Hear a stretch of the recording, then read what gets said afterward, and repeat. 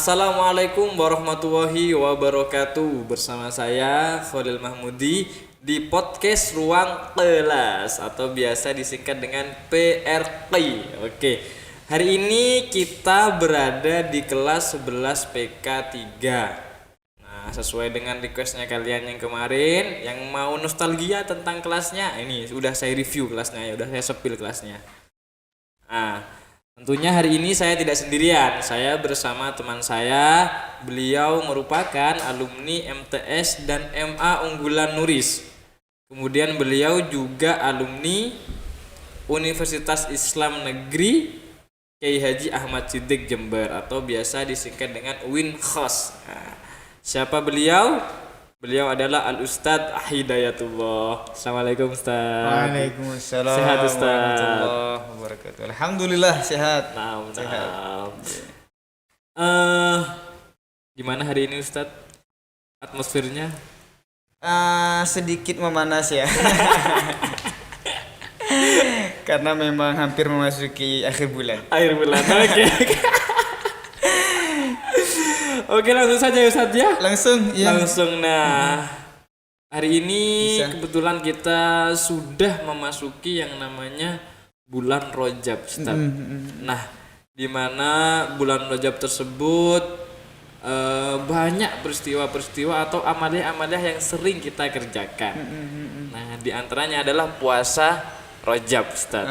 Oke. Nah, puasa Rajab ini Ustadz dengar-dengar banyak yang mengatakan, bahkan ada yang sampai bahwasanya puasa Rajab ini nggak ada, nggak boleh ya. Kemudian puasa Rajab ini juga nggak ada dasarnya. Nah, kemudian ada yang mengatakan puasa Rajab ini bid'ah. Kenapa? Karena Rasulullah sendiri tidak pernah mencontohkan bahwasanya beliau berpuasa di bulan Rajab. Gitu. Iya. Nah, untuk menyikapi ini bagaimana Ustaz? Ayo. Saya mohon hidayahnya Ustaz ya. Oke, Ustaz Khalil. Iya, gimana Ustaz? Ini langsung to the point sungguhan. Oh, ini. jelas. Iya, kalau nggak to the point kan ini kurang asik ini ya. Iya, gimana Ustaz? Oke, memang secara spesifik dari dalil-dalil maupun perkataan ulama tidak ada yang menjelaskan kesunahan atau bagaimana tentang puasa Rajab itu. Iya. Cuma di samping itu juga yang perlu dipahami gak ada larangan. Nah, ya benar. Gak ada larangan ya Ustaz. untuk Berpuasa di bulan Rajab. Nah, ya, apalagi Ustaz. puasa ya, Nah, karena iya, memang benar. puasa ibadah. Ya, jelas Ustaz. Nah, cuma kalau kita mengacu pada dalil, Ya. sebenarnya ada dalil global, Umum ya Ustaz. secara umum yang ada di surat At-Taubah Ustaz ya. At-Taubah. Nah, kalau benar. Saya pernah dengar surat At-Taubah dengarnya. At-Taubah ayat 36. Nah, ya, lebih benar, tepatnya At-Taubah ayat 36. Di situ dijelaskan bahwa ada minha arba'atun hurum. Oh. Ada bulan-bulan yang memang dimuliakan. Iya. Arba'atu hurum. Ustaz. Hurum bukan ini ya. Bukan haram. Oh iya, bukan haram. Iya. Bukan haram kayak Masjidil Haram, Oh, terus iya. masjidnya haram, bukan. Iya, masjid yang haram bukan ya Ustaz. Bukan. Tapi masjid yang mulia. yang mulia. Oke. Berarti kalau arba'atu hurum berarti ada 4 bulan yang 4 dimuliakan. bulan Yang dimuliakan. yang dimuliakan. Oke Ustaz. Ini apa aja itu Ustaz? Kalau boleh Nah, tahu, di Ustaz. antaranya Iya? bulan Rajab itu. bulan Rajab. Oke. Di samping memang ada hadis yang menyebutkan bahwa Heeh. keutamaan puasa Rajab ini setara dengan sehari puasa Rajab. Oh. Itu setara dengan berpuasa selama 30 hari. Oh, istimewa ya Ustaz ya. Istimewa sebenarnya dilihat dari hadis itu. Hadis itu. Uh-uh. Nah, ternyata Ustaz. Nah, cuman ada riwayat yang menyebutkan bahwa hadis ini dinilai sebagai hadis yang dhaif. Oh, ya Ustaz. Yang lemah. Nah, berarti ya Ustaz. Secara kualitas dia hadis yang lemah. Cuma memang dalam kehidupan sehari-hari hadis dhaif itu bisa dijadikan sebagai alasan. Dan saya kira Ustaz Khalil juga tahu fungsi hadis dhaif dalam itu ya. beberapa amalia-amalia tertentu. Iya benar, likulli syai'in mustasna. Benar, Oke, Ustaz, oke. benar. Setiap segala sesuatu pasti ada pengecualiannya. Ada pengecualian. Oke, ya, Iya. seiring dengan yang kita ketahui bahwasanya hadis dhaif itu tidak bisa jadikan sebuah dalil, atau Dalil. dasar Secara ya. umum tidak Secara bisa. umum tidak bisa ya. Secara umum Atau tidak dijadikan bisa. hujah itu nggak bisa ya Ustaz. Tapi kalau boleh tahu biasanya digunakan untuk apa ini Ustaz? Nah, cuma hadis dhaif ini dalam masalah fadhailul a'mal. Oh iya Ustaz ya iya. Nah. Fadilul boleh ya untuk Perkara dilakukan. yang diutamakan itu boleh diutamakan. Oh iya. Terus kemudian kalau melihat dari puasa sendiri ibadah Ustaz. Puasa juga Istimewa ibadah ya.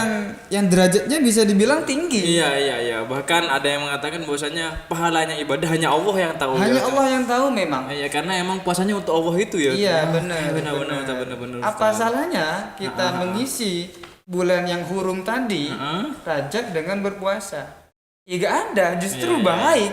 Iya, benar Ustaz. Baik. Benar sekali Ustaz. Alhamdulillah Ustaz, saya merasa tercerahkan terkait bulan Rajab nih Ustaz ya. Saya jadi yakin bahwasanya saya kemarin puasa, alhamdulillah Ustaz. Ya. Oh, sempat puasa Sempat juga. puasa ya 1 hari Ustaz. Alhamdulillah. Alhamdulillah, yang penting ada pes-napesnya ada Ustaz. Ya. Oh, gitu ya. Nah, ya alhamdulillah Ustaz, saya bisa tercerahkan dan yakin bahwasanya puasa Rajab itu baik Ustaz. Baik. Ya, baik.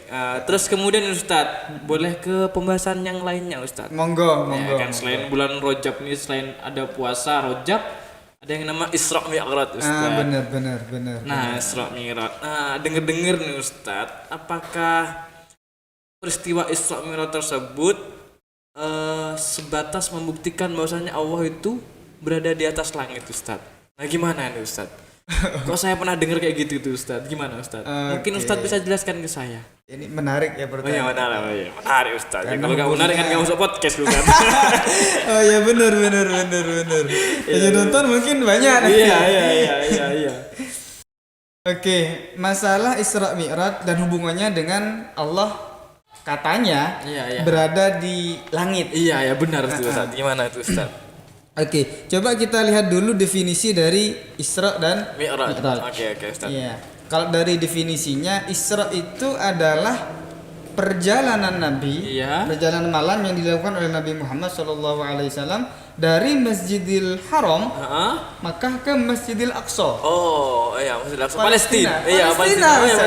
Palestina. Nah, dulu Palestina ini menjadi salah satu pusat peradaban Islam. Peradaban. Oh, iya, benar Ustaz. Nah, sekarang ini Loh. jadi pusat Lu, apa? porak-poranda.